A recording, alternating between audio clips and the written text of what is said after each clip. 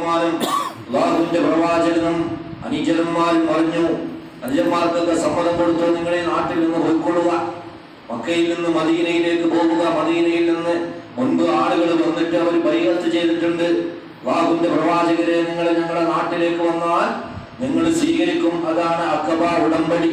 പരിശുദ്ധമായ മക്കയിൽ നിന്ന് തൊട്ടപ്പുറത്തുള്ള ഒരു സ്ഥലത്ത് വെച്ച് അവർ ഉടമ്പടി ചെയ്ത സ്ഥലത്തൊക്കെ ഇന്ന് നല്ല സൗകര്യത്തോടുകൂടെ അതൊക്കെ കാണാനൊക്കെ കഴിയും. ആ സ്ഥലം ഇങ്ങനെ വലിയ ടൂറിസ്റ്റ് കേന്ദ്രമായി, സന്ദർശന സിയാറത്തിന്റെ കേന്ദ്രമാക്കി മാറ്റിയിട്ടുണ്ട്. അവിടുന്നൊക്കെ എന്ത് ചെയ്തു? അല്ലാഹുവിന്റെ പ്രവാചകനോട് അവര് സമ്മതം നൽകിയതിന്റെ പ്രകാരം സ്വാമിമാരൊക്കെ അങ്ങോട്ട് മദീനയിലേക്ക് പോകാൻ തുടങ്ങി. അല്ലാഹുവിന്റെ പ്രവാചകനും മഹാനായ അബൂബക്കർ സിദ്ദീഖ് റളിയല്ലാഹു തആല അൻഹുവും ആ വീട്ടിൽ നിന്ന്, അല്ലാഹുവിന്റെ പ്രവാചകന്റെ വീട്ടിൽ നിന്ന് പോകുന്ന സമയത്ത് മഹാനായ അലി റളിയല്ലാഹു അൻഹുവിനെ വിരിപ്പിൽ ഇങ്ങനെ കിടത്തിയിട്ടുണ്ട്.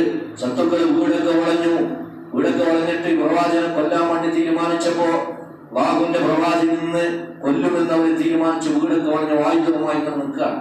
അപ്പൊ പരിശുദ്ധമായ ഖുർആനിലെ യാസീൻ വൽ ഖുർആനിൽ ഹകീം ഇന്നക ലമിനൽ മുർസലീൻ അലാ സിറാത്തിൻ മുസ്തഖീം തൻസീലുൽ അസീസുർ റഹീം ലിതുൻദിറ ഖൗമൻ മാ ഉൻദിറ ആബാഉഹും ഫഹും ഗാഫിലൂൻ.